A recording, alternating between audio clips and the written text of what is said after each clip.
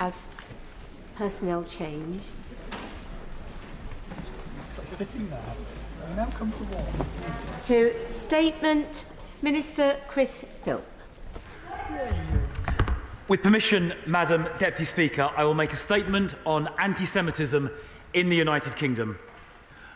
Last week, the Community Security Trust published its latest report on anti-Semitic incidents.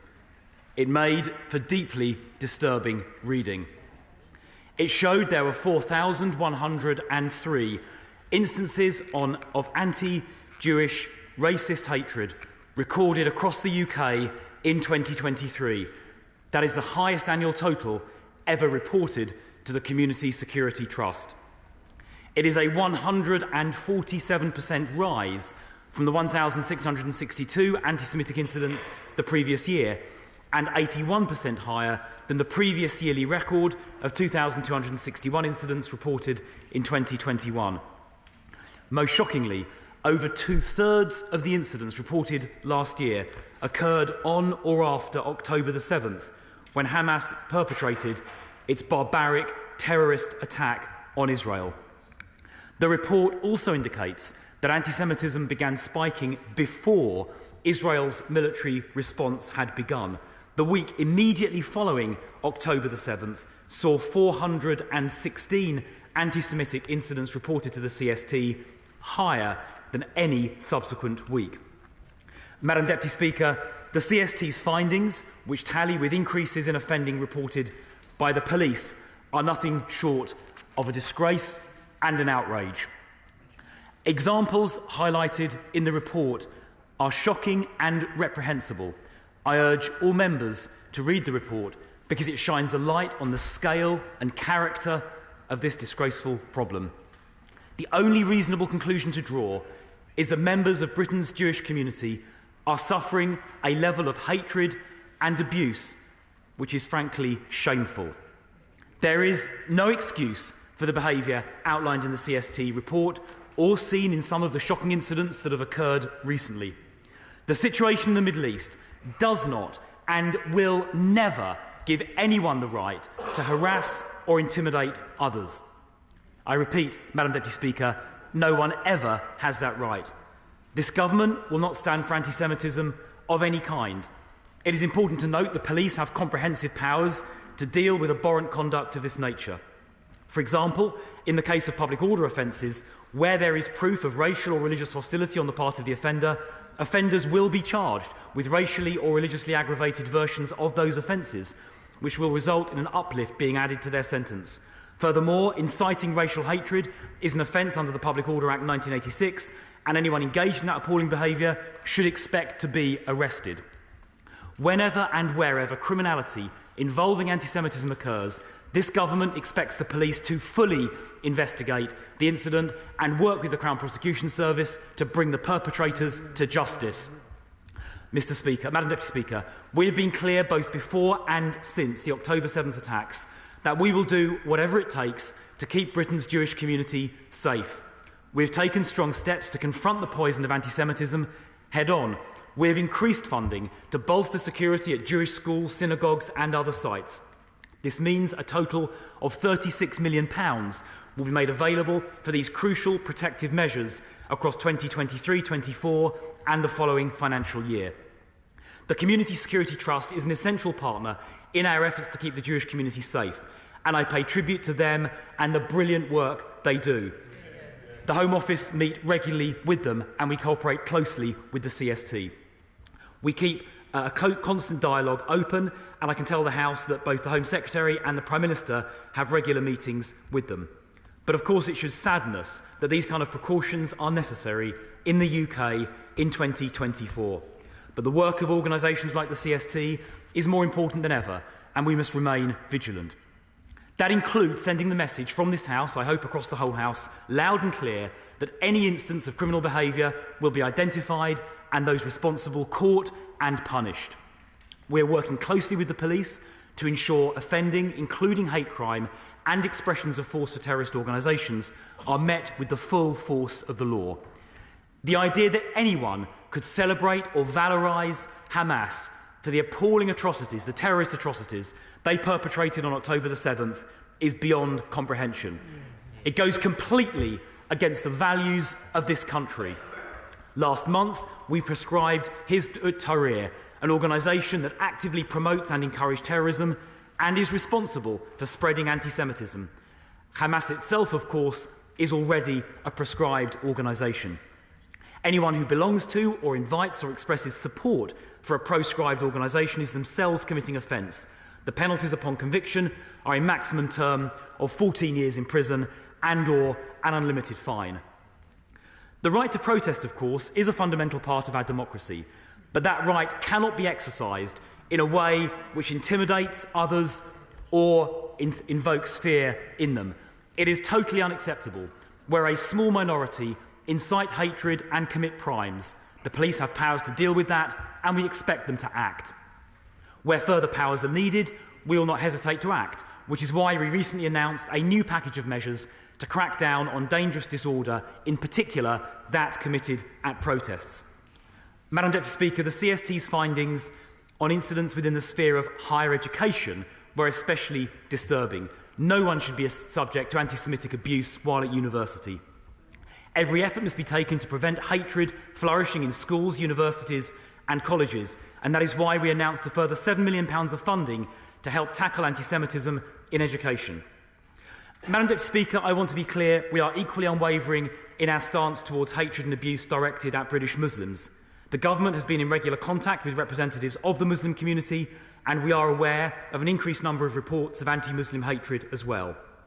That is, of course, unacceptable, and we've made additional funding available for protective security measures at mosques and Muslim faith schools. Madam Deputy Speaker, last month we marked Holocaust Memorial Day. Just as we remember the horrors of the past, we must remain alert to present-day dangers. Anti-Semitism is an ancient hatred which has reared its ugly head in the most abhorrent and evil ways throughout history. The CST's findings show that we have much more to do if we are to rid our society of this poison. But this government will never stop trying. We will never give up on this fight. It matters too much. And of course, that extends to ensuring members of Parliament are protected from acts of similar hatred, which some members have suffered. I'm thinking particularly of the member for Finchley and Golders Green in the Chamber, whose office suffered a terrible arson attack just a few weeks ago. To the anti-Semites, we say this: you will not win.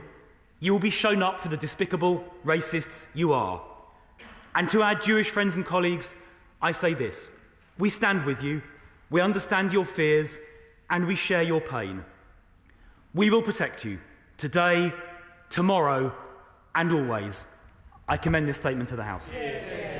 Shadow Home Secretary Yvette Cooper. Thank you, Madam Deputy Speaker. Can I welcome the Minister's statement and advance sight of it? The appalling and intolerable rise in anti-Semitism that we have seen in Britain in recent months, set out in the report of the Community Security Trust last week, is a stain on our society. We must never relent in our work to root it out, something I know the whole House will want to affirm.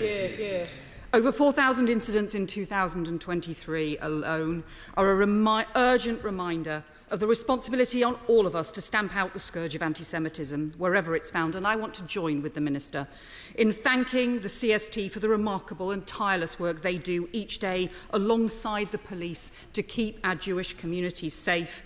Having supported and worked with them over very many years, I know the incredible forensic work they do on monitoring anti-Semitism, but also the physical protection that they provide for Jewish schools, synagogues and other community events. We owe them our thanks. So we welcome and support the government's commitment of additional funding for the CST. There are incidents that they report include a violent abusive attack on a Jewish man on his way home from synagogue, the desecration of Jewish cemeteries, a 200% increase in anti-Semitic incidents at universities, and just 10 days ago, we saw a Jewish student residence in Leeds, the Hillel House, vandalised with anti-Semitic graffiti. For the years that they are studying, universities are students' homes. No one should ever feel unsafe in their home, but wherever they are, everybody has the right to live in freedom from fear. And the CST's report also found the number of online incidents of anti-Semitism rising by 257%, an ancient hatred being resuscitated through modern means to proliferate and to promote extremism. And I agree with the Minister that it is unconscionable that one of the steepest surges in anti-Semitism came in the week following Hamas's barbaric terrorist attack on Israel on October the 7th, the deadliest day for Jews since the Holocaust, with individuals in this country celebrating those scenes of unimaginable horror. There must be zero tolerance for the glorification of proscribed terrorist groups on Britain's streets. We support the prescribing of Hizb ut-Tahrir and also ensuring that anti-Semitic hate crimes always face the full force of the law. Madam Deputy Speaker, in the weeks following the 7th of October, I met with CST and Tell Mama together, Tell Mama, who monitor Islamophobia and who have also identified a huge increase in Islamophobic incidents and hate. And they were united in their call for an end to hatred and prejudice, an end to anti-Semitism, an end to Islamophobia. And we must never allow the terrible events and conflicts in the Middle East, which do cause deep distress across our communities, but we must never allow them to lead to increased tension, hatred, prejudice, abuse or crimes here in our communities at home. And so I welcome the points the Minister made about ensuring where there are extremist incidents on marches, that those are also addressed with the full force of the law. But can I press him to go further in a few key areas? Firstly, the countering extremism strategy is now 8 years out of date. There are reports that the work has been delayed again. Can the Minister tell us when the government will come forward with an updated strategy? The Metropolitan Police Commissioner, the government's own experts, have warned there is a gap in the law around hateful extremism, which is allowing toxic anti-Semitic views and conspiracy theories to be spread and making it harder to police them. I have asked this of ministers before. Can he update us on what action is being taken? Will the government also look urgently again at the decision that ministers took around a year ago to downgrade the reporting for non-crime hate incidents, particularly around Islamophobia and anti-Semitism, to ensure that those who engage in violent and vitriolic religious hatred can always be properly monitored and identified by the police? And I ask him finally particularly about online anti-Semitism, which has risen. We've seen, for example, a huge increase on X, formerly Twitter, at the same time as there's been seen a downgrading in some of their monitoring and standards. Has the government raised this directly with Elon Musk and X? And can I urge them to do so and to set out how the Online Harms Bill would address this? Because there are real concerns that this will not go far enough to address these changes. We stand ready to work with the government on this. I think all sides of the House will want us to stand together with Jewish communities across the country in solidarity against hatred, against prejudice, against anti-Semitism in all its forms. All of us must stand together and say anti-Semitism must never have any place in the United Kingdom. Minister. Well, I thank the Shadow Home Secretary for her comments and her questions. She asked about protests. I completely agree that where people seek to intimidate others, where they seek to incite racial hatred, where they seek to glorify terrorism, that is completely unacceptable. In fact, it is illegal. The police have made 600 arrests at protests since October the 7th, and we in government are urging the police to use all of their powers to make sure hatred is not incited in the course of the marches that have happened. She asked about online safety. Quite rightly, it's where a great deal of hatred is fomented. We are engaging with online platforms on a very, very regular basis. In fact, I think the Home Secretary is due to travel to California next week to discuss these issues, amongst others. But the Online Safety Act contains, I think from memory, in Schedule 7, a list of priority offences. And I think inciting hatred is one of those priority offences. And in relation to those priority offences, large social media platforms will, when that section of the Act comes into force, be under an obligation to take proactive steps, not retrospective steps after the event, but proactive steps in advance to prevent priority offences taking place, and that will include hate crime of the kind that she mentioned. She asked about non-crime hate incidents. So those changes to the guidance were designed to make sure that sort of very minor spats between neighbours or expressions of essentially legitimate political views do not end up wasting police time by getting recorded. Things that don't meet the criminal threshold, where they might be useful in pursuing a criminal investigation later, will still be recorded. And to be clear, inciting racial hatred is a criminal offence under, I think, Section 17 and 18 of the Public Order Act 1986.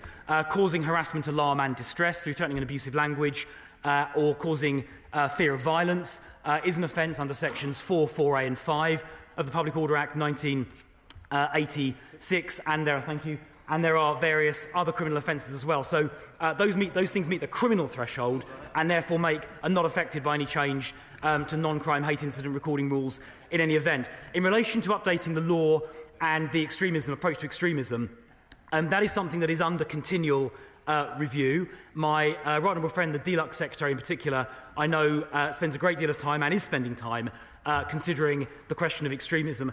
In relation to criminal law, we announced various changes just a week or two ago that we intend to legislate for via government amendments to the Criminal Justice Bill when it comes back to the House for report stage in a few weeks' time. And those measures will tighten up a number of areas relating to protest, including removing the reasonable and lawful excuse defence to various public order offences, making it easier for the police to have a blanket prohibition on face coverings, which are often menacing, but also make it difficult to identify people committing criminal offences at protests, making it an offence to climb on key war memorials, which is grossly disrespectful, and other measures as well. We keep it under continual review, so if there are further changes to the law, the Right Honourable Lady can be assured we will make them. It is this government's view that anti-Semitism is a scourge that must be fought online, it must be fought on the streets, through the law and through the courts, and I'm sure this whole House will be united in that fight. Suella Braverman. I want to thank my right honourable friend for his hard work and genuine commitment to seriously tackling this issue, and I was pleased to work with him last year with CST. But the reality, Madam Deputy Speaker, is that the Jewish community has been demonised and targeted, is scared and has been let down by the authorities. The Jewish community needs its champions and friends to speak in its defence without fear or favour. Lord Ian Austin, who sits in the other place, is one such courageous advocate who has campaigned for decades against anti-Semitism and Islamism. Does my right honourable friend share my deep concern about organisations like Midland Heart, which has suspended Lord Ian Austin as its chair merely for his speaking against Islamism, against terrorism and against anti-Semitism? Well, firstly, Madam Deputy Speaker, let me pay tribute to the work of my right honourable friend, the member for Fareham. During her time as Home Secretary, we worked closely together, and I can tell the House the Jewish community has no stronger advocate, or had no stronger advocate in government than she was on these issues, particularly during the events of the autumn. In relation to Lord Austin, I do agree with what she said. I've read the tweets that he sent, and it strikes me there is nothing unreasonable about them. He was criticising Islamism, which is a form of extremism. That is not the same as the Muslim community more widely, obviously, as everybody knows. And I don't think that the actions proposed by Midland Heart are in the slightest bit reasonable. And I join my right honourable friend, the Deluxe Secretary, in urging Midland Heart to urgently reconsider what they have done. Lord Austin is a tireless campaigner against racism, was a great servant of this House when he was here, and does not deserve the treatment that he has recently received. SNP spokesperson Ronnie Cowan. Thank you very much, Madam Deputy Speaker, and I thank the Minister for citing his statement. The sharp rise in anti-Semitism and Islamophobia in the UK is extremely concerning, and the SNP extends our heartfelt sympathies to victims of anti-Semitism and all forms of hate crime. But regarding this statement here today, I see written bold, funding to bolster security, caught and punished, the full force of the law, maximum of 14 years and unlimited fine, none of which I disagree with in any way, shape or form. We need to implement the law and we need to implement it robustly. But I'm a little bit concerned there's only one line in this statement which talks about education, and that says £7 million in education. I'd like to say through education, because surely through education we can eradicate anti-Semitism. Through incarceration, it becomes a lot harder. Part of Scotland's strength is our diversity. We value Scotland's Jewish communities and other diverse faith and belief communities. We recognise the important role that they play in making Scotland a safer, stronger and more inclusive society where everyone can live in peace and work to realise their potential. In June 2017, the Scottish Government formally adopted the International Holocaust Remembrance Alliance (IHRA) definition of anti-Semitism.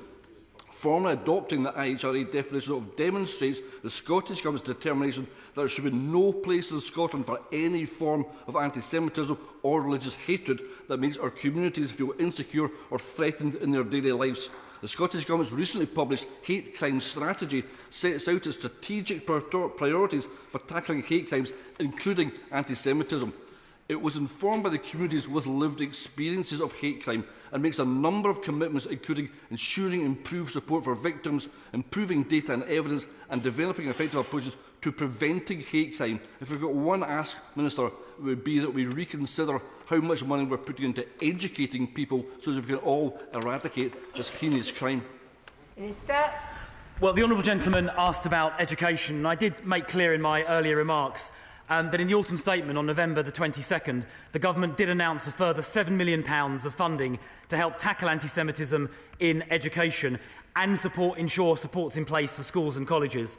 In addition to that, on November the 5th, since he asked about education, on November the 5th, the Department for Education did announce a 5-point plan to protect students, Jewish students on university campuses, which included a call for visas to be withdrawn from international students who incite racial hatred, asking Vice-Chancellors to act decisively against staff and students involved in anti-Semitism, meeting the Office for Students, the independent regulator, to find out what more it can do, to make clear that where there is anti-Semitism and racial hatred incited on campuses, that should be referred to the police, and to explore an anti-Semitism charter in higher education. So I do accept the point that education is important, education at school and at universities, but that is something where the DFE, the Department for Education, in relation to England, is taking a lot of action. I would certainly urge the devolved administrations in Wales and Scotland to do the same.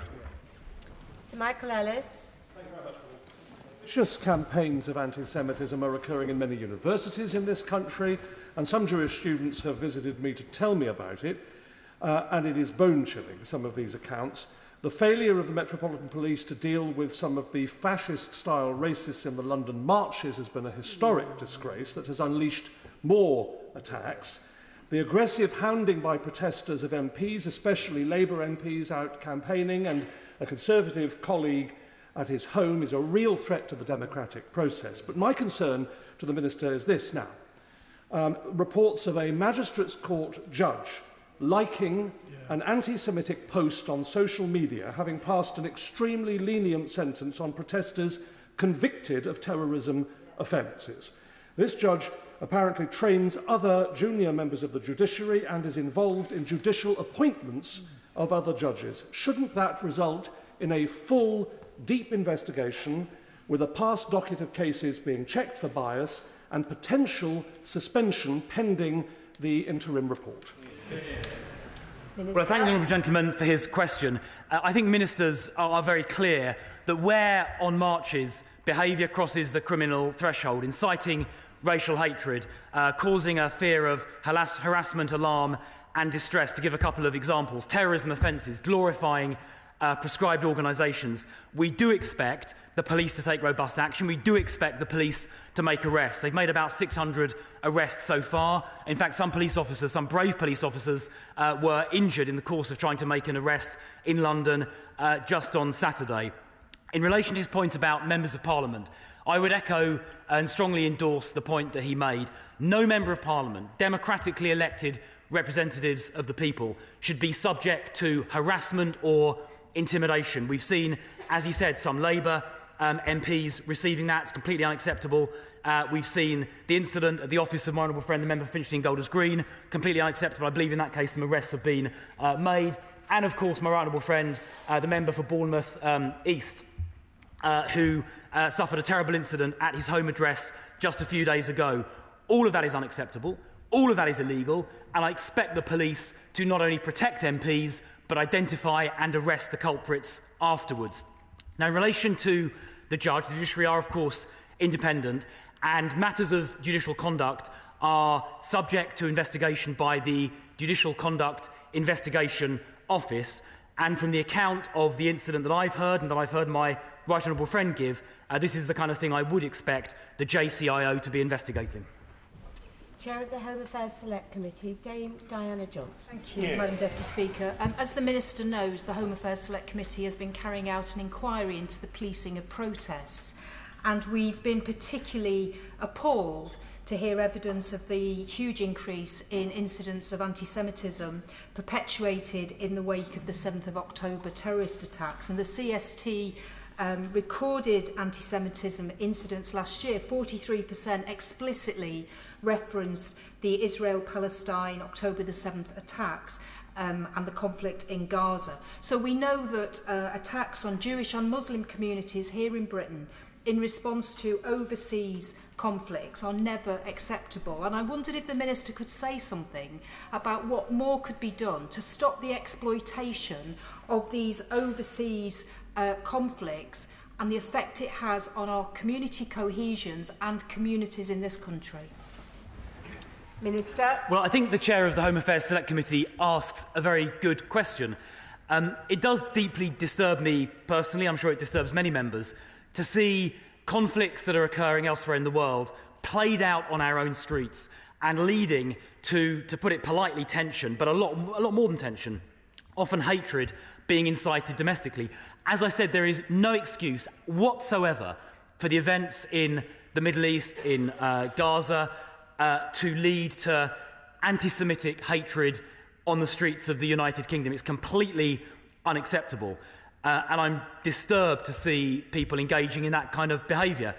I think what we need to do as political leaders across the House is to make clear to our own communities that that behaviour is not acceptable, that it is not consistent with British values, and that the laws we have will be very rigorously and robustly enforced. We have values here of tolerance, of mutual respect.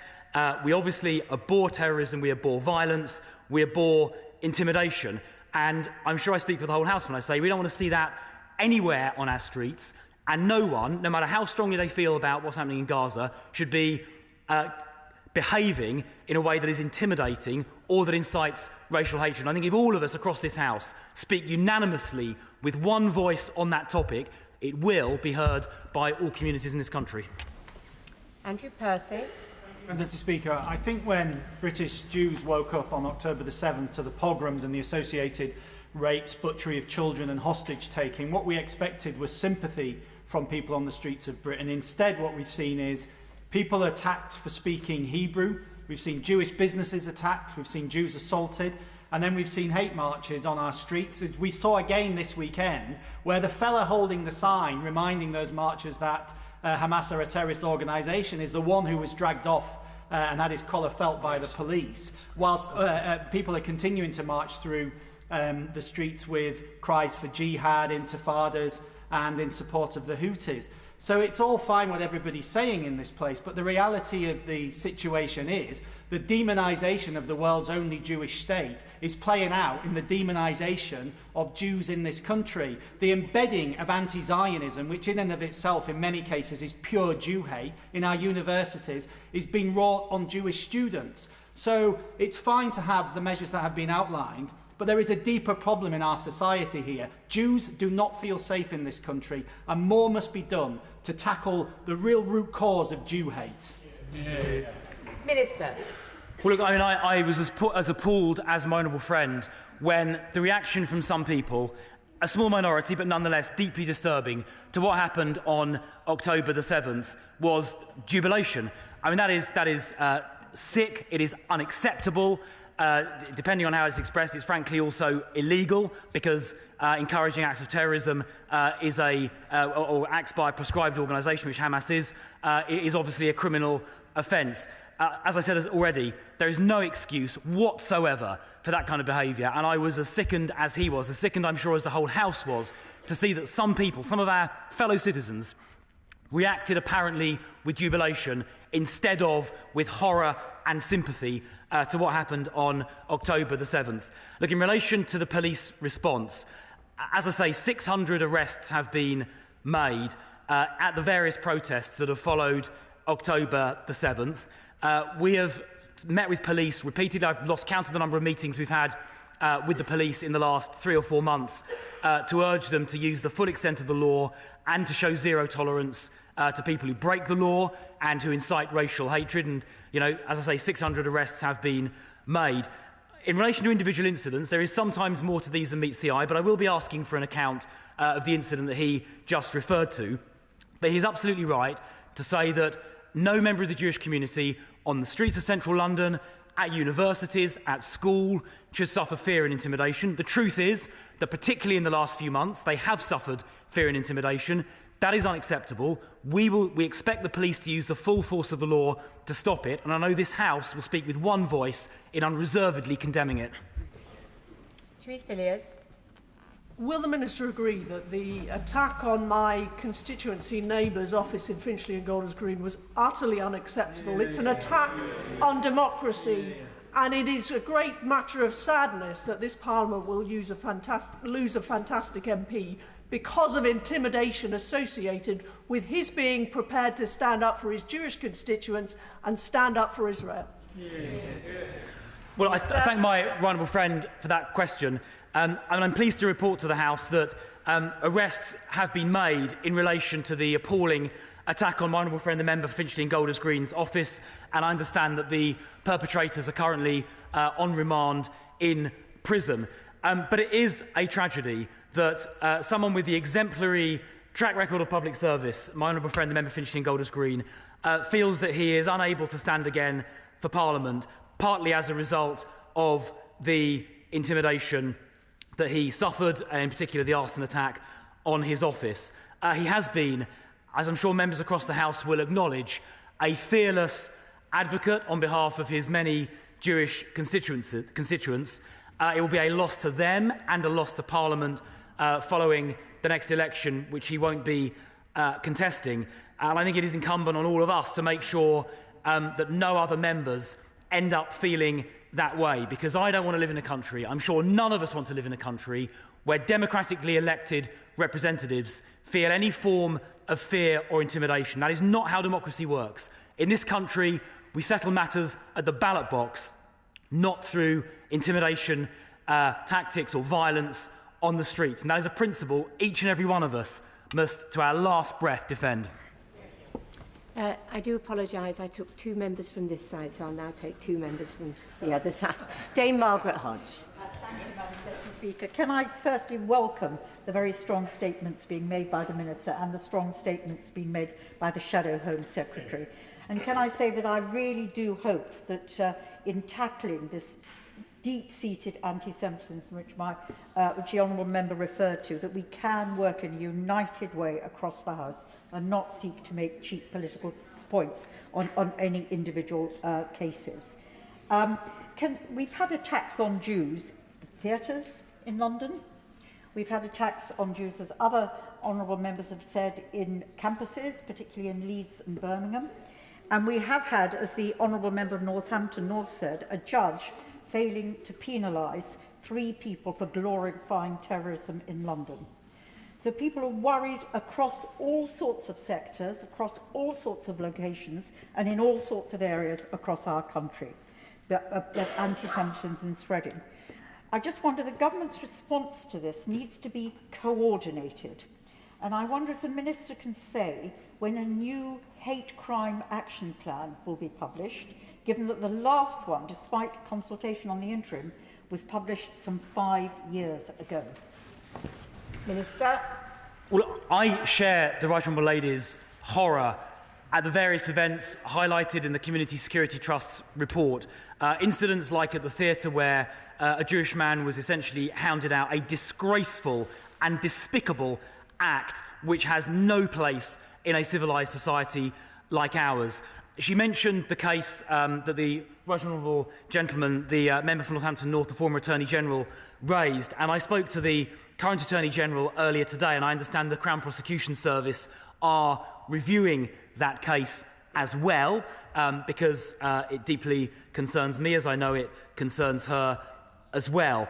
In relation to a strategy, that is something I know that the Community Secretary, in relation to extremism, the Community Secretary continues to consider. But the approach the government has taken is one of action rather than words. The legislating via the Online Safety Act, for example, which, as I've said to the Shadow Home Secretary a few minutes ago, contains some very strong measures, and she and I, when I was Technology Minister, discussed at some length the measures in that bill needed to combat hate, based in fact on some of her own terrible experiences that she suffered of anti-Semitism.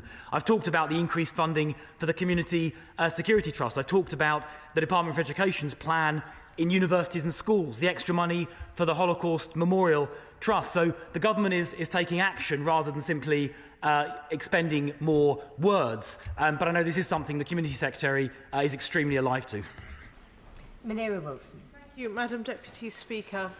Sadly, we've seen a trebling of anti-Semitic incidents on university campuses between 2022 and 2023. The CST recorded 67 incidents on university campuses in the month following the horrendous attacks of 7th of October, compared to just 12 in the same period the previous year. And we've heard from other honourable and right honourable members about the terrible reports coming out of Leeds and Birmingham universities earlier this month of anti-Semitic graffiti and harassment of Jewish students, which is why I and my Liberal Democrat colleagues very much welcomed the £7 million that the Minister has alluded to, that the government announced in November to tackle anti-Semitism in schools and universities.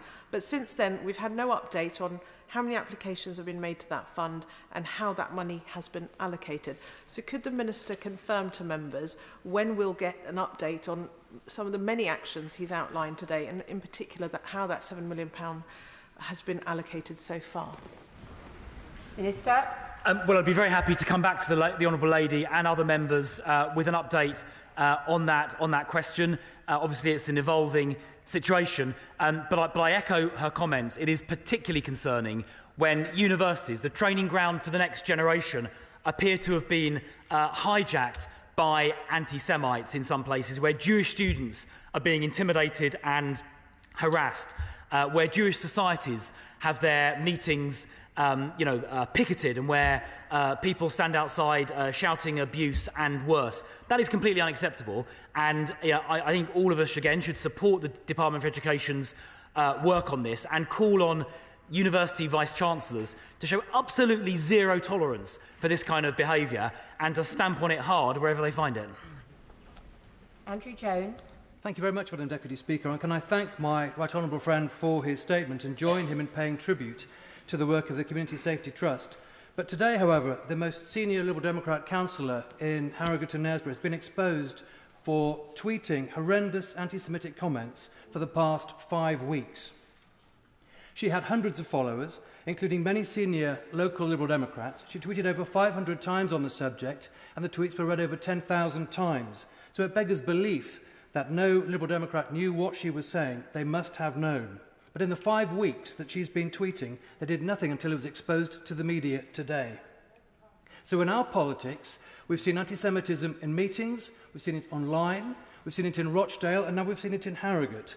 So does my right honourable friend agree with me that the political leaders need everyone in every political party must act immediately if they encounter anti-Semitism in their midst and not wait to see if anyone notices? Yes. Well, my honourable friend is quite right, of course.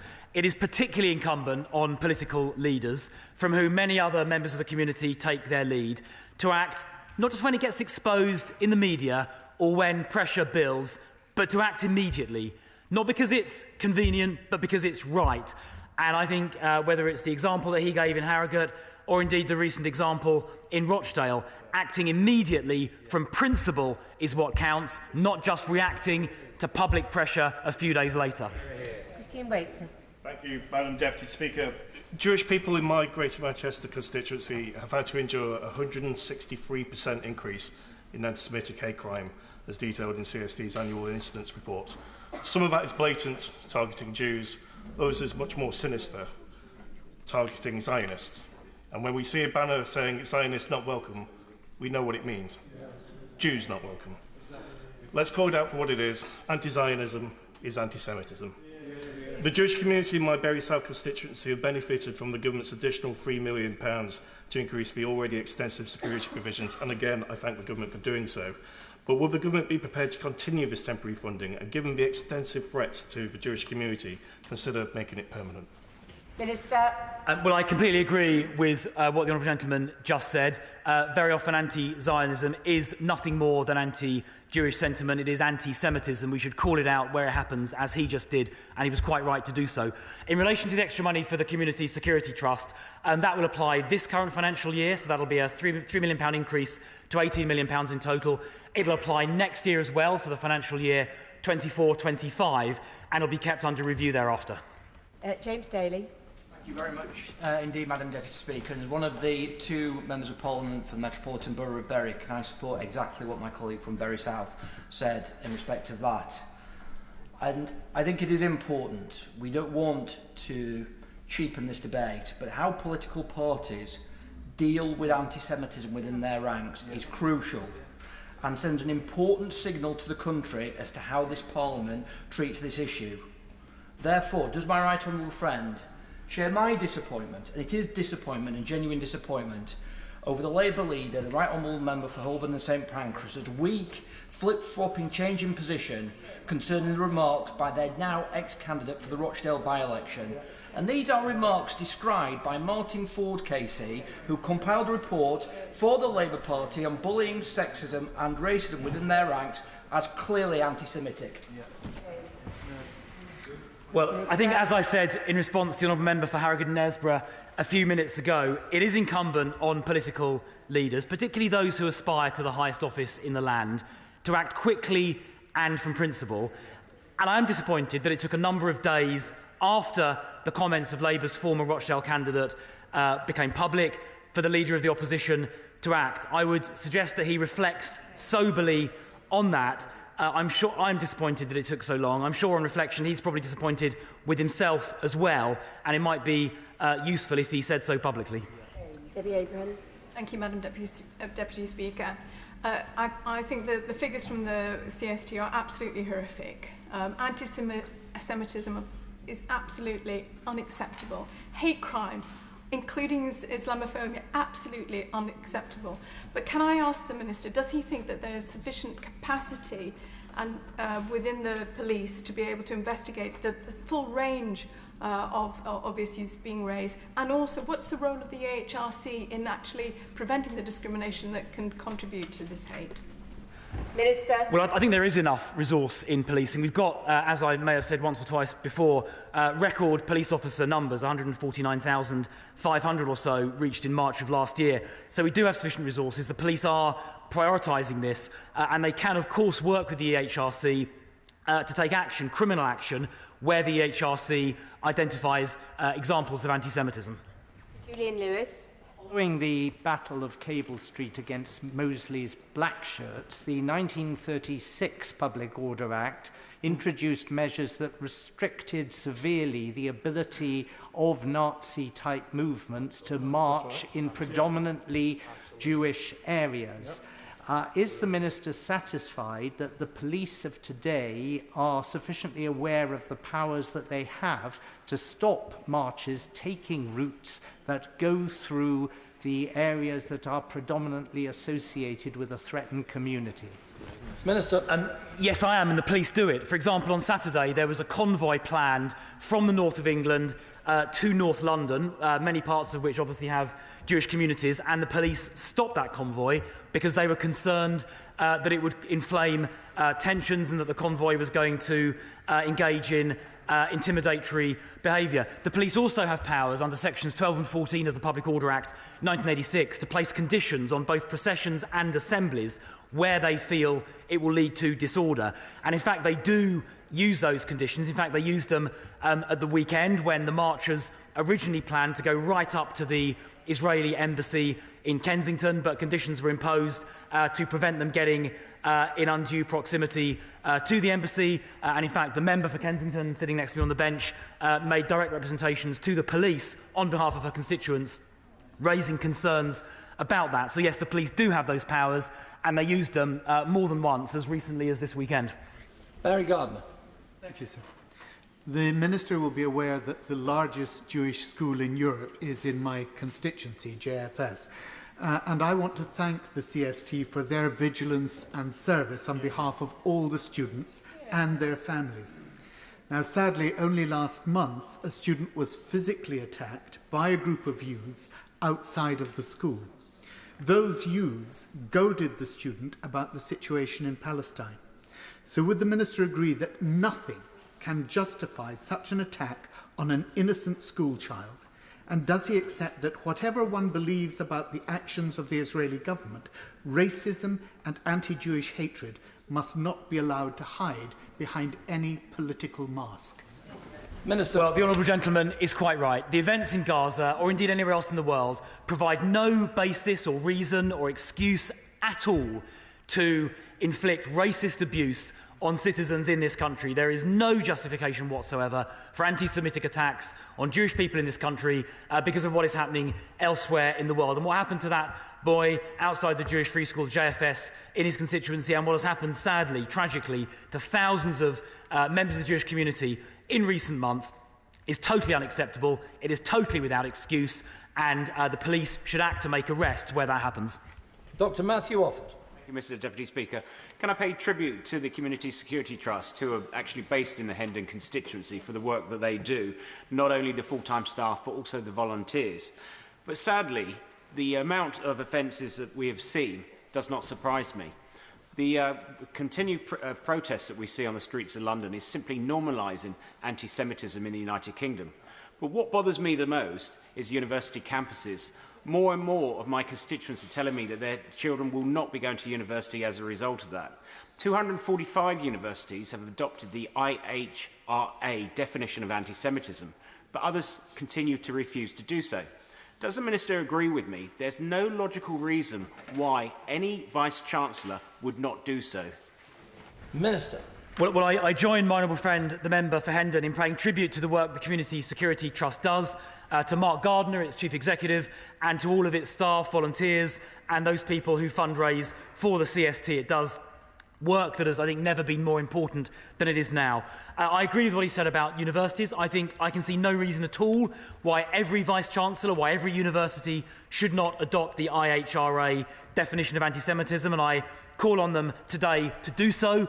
There is no excuse whatsoever for failing to act, and I endorse and echo the 5-point plan set out by the Department for Education to get this issue on campuses tackled. It is deeply disturbing, and I want to see Vice-Chancellors and other university leaders do a lot more to stamp out the scourge of anti-Semitism that is all too present on our country's campuses. Charlotte.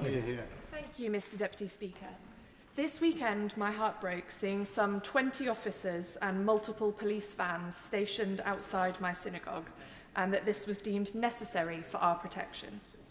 The conflict in the Middle East is being used to radicalise people against British Jews online, in our schools and universities, and on our streets. Additional security funding is welcome, as is the funding for education settings. But what financial support and resource will be provided to local authorities for projects working across our faith and community settings at a local grassroots level to bring communities together rather than allowing them to be driven further apart? Well, she's right to say that grassroots work is needed. The £7 million I referred to earlier is part of that, and organisations like the CST, which obviously the government substantially fund or provide quite a lot of money to, £18 million a year, do work in this area, good work in this area as well. But I echo her sentiment and that of others. There is no excuse, there is no reason, there is no possible justification for targeting Jewish people in this country, and the full force of the law must come down on anyone who does that. Chris Clarkson. Thank you, Mr Deputy Speaker. I can't have been the only one the weekend before last to have watched with a mixture of horror and incredulity as several Labour frontbenchers were sent out to justify retaining their Rochdale candidate, only for 48 hours later their leader to reverse his position based on comments at a meeting and then praise himself for his decisive action. Then they had to suspend their candidate behind them for the comments at the same meeting.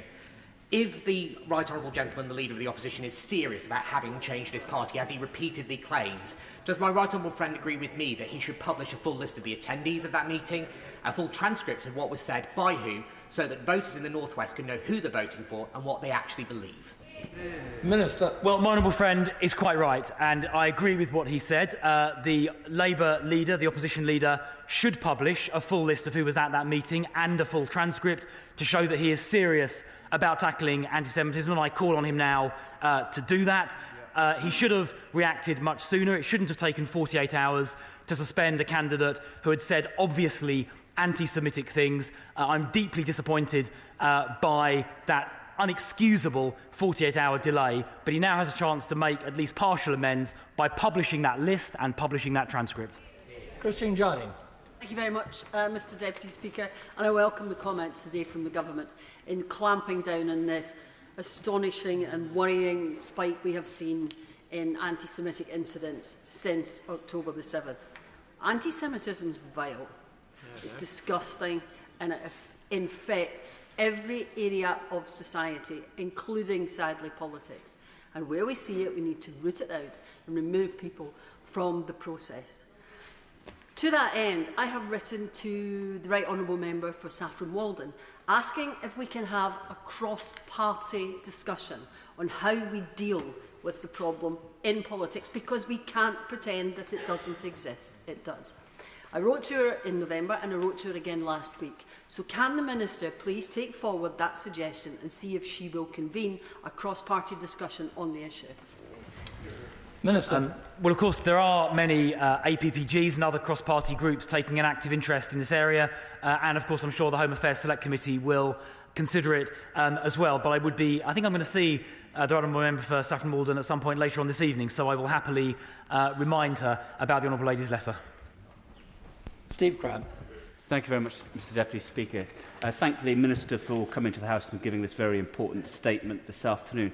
Does he agree with me that even more alarming than the sheer number of anti-Semitic incidents being reported now on a daily basis is the way that there is this kind of creeping tolerance across so much of our national life, so many of our institutions, and the universities are just one example of this, tolerance of a kind of acceptable level of anti-Semitism, so long as it's dressed up in a bit of Israel hatred.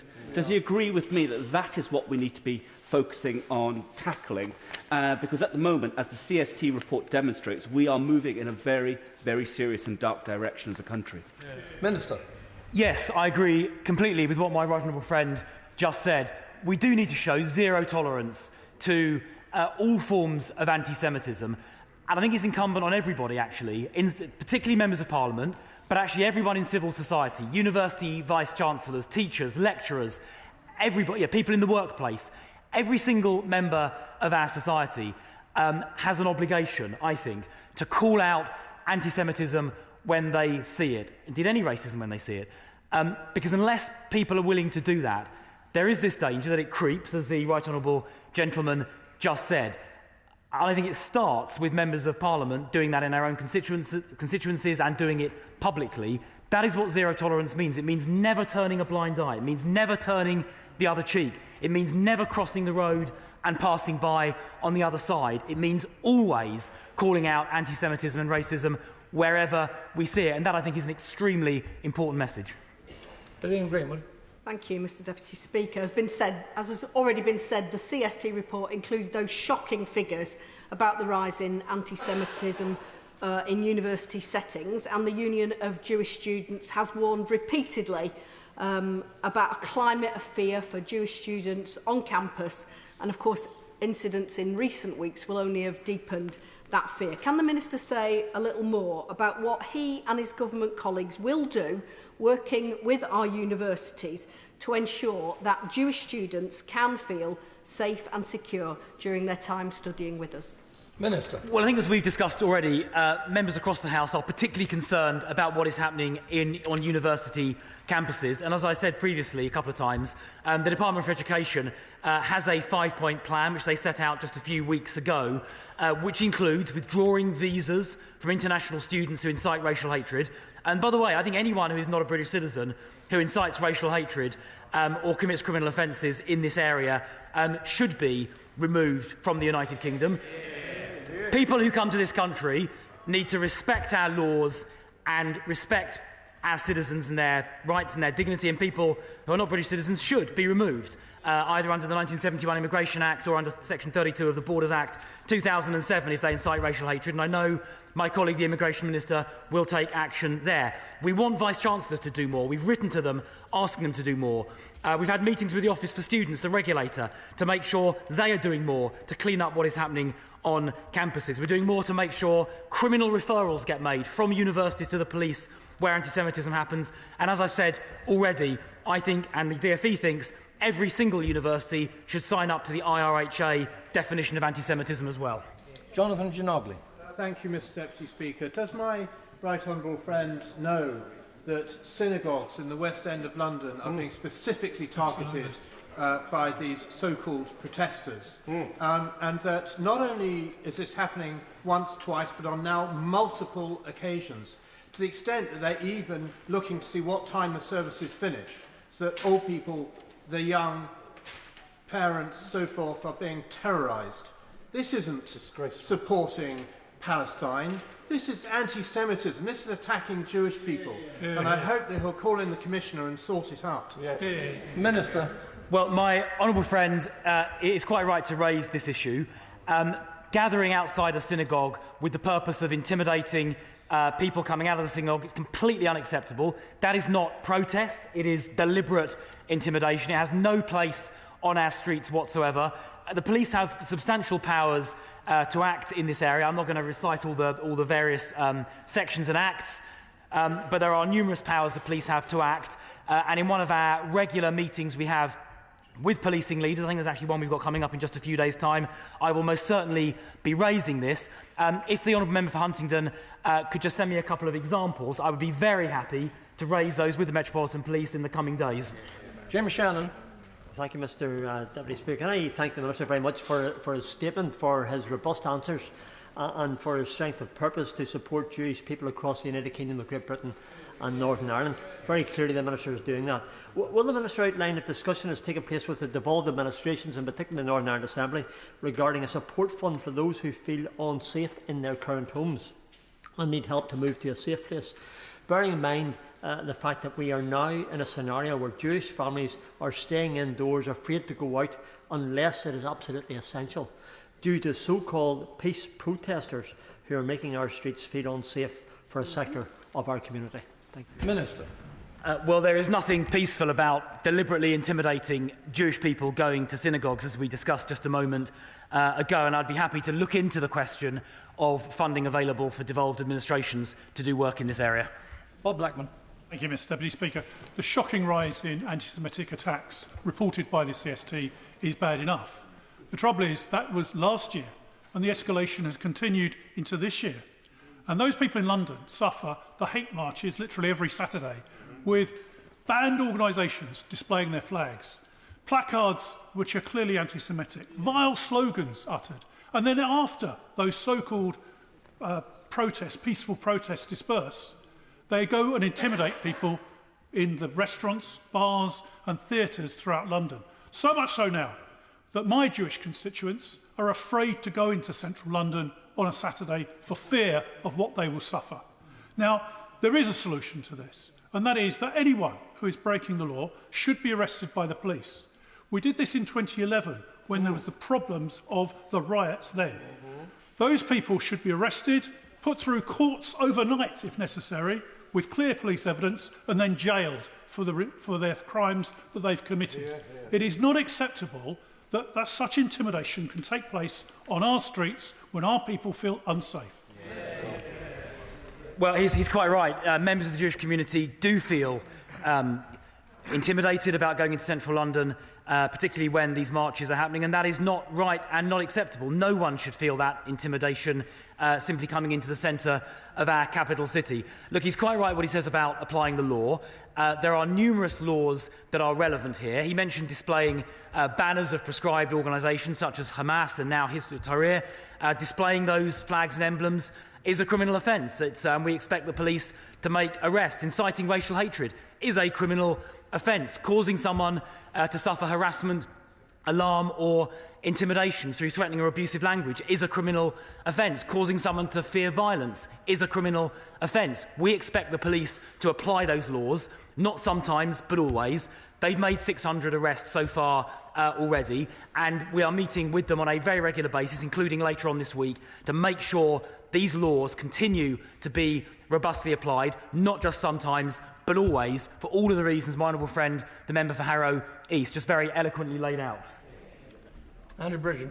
Thank you, Mr Deputy Speaker. Let us be clear, anti-Semitism, like other forms of racism, has no place in the UK or elsewhere, and the perpetrators of anti-Semitism should face the full force of the law. But does the Minister agree with me that because an accusation of anti-Semitism is so serious, it must not be made either lightly or casually? We must have cool heads, not label groups or communities as anti-Semitic, because that merely causes more division and more problems.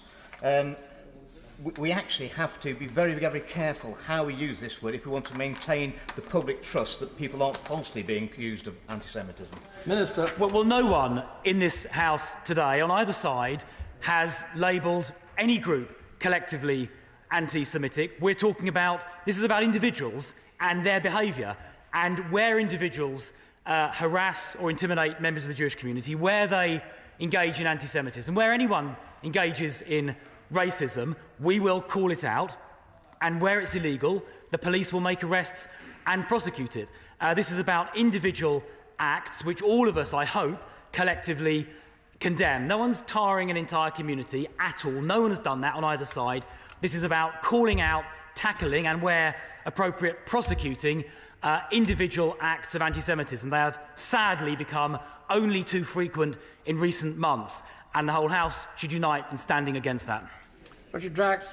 Thank you, Mr Speaker.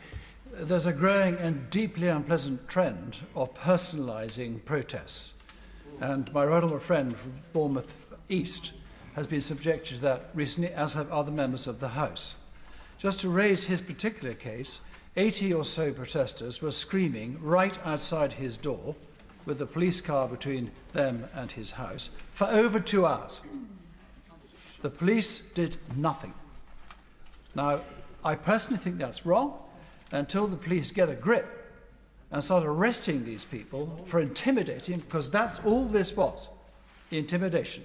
It was not a lawful protest, in my view, and I'd ask my honourable friend for his view whether he thinks the police are not doing enough to crack down on this appalling behaviour.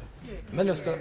Well, what happened to the member for Bournemouth East at his house was completely unacceptable. It was intimidation. It was an attempt, I would suggest, to coerce a member of Parliament and inhibit him from doing his democratically elected duty. And I'm sure everyone here would unreservedly condemn the behaviour of that mob outside my right honourable friend's house. There are various legal powers that are relevant, including Section 42 of the Criminal Justice and Police Act 2001, which gives the police the power to direct people outside a person's house to move if they are behaving in a way that causes harassment, alarm or distress. That would clearly would have applied here. My right honourable friend, the Security Minister, who I can see is in his place, and I wrote to Chief Constables on precisely this point on the 16th of February, just a few days ago, raising these concerns and calling for robust action. And we're having a discussion, I believe, on this topic in just a few days' time. Members of Parliament, at their home addresses, at their constituency offices, at their surgeries, need to be protected because they're doing their democratic duty. And where people seek to intimidate them, the police need to take extremely strong action, because aggression against members of Parliament is an act of aggression against democracy itself, and that, in my view, makes it particularly serious. Andrew Higginbotham. Thank you very much, Mr Deputy Speaker. I welcome everything that my right honourable friend has set out today and that the government is trying to tighten the law where it needs to. But evidence suggests that it's not yet working.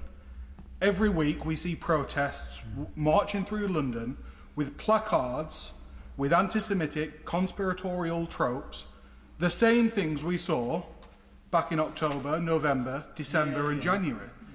And we know that anti-Semitism is still running rife on university campuses, in schools and in our communities. So could I urge my right honourable friend not just to look at how we deal with prosecutions and crime, but how we tackle this at the root cause, how we get into our schools and educate people and try to rid society of this evil scourge once and for all.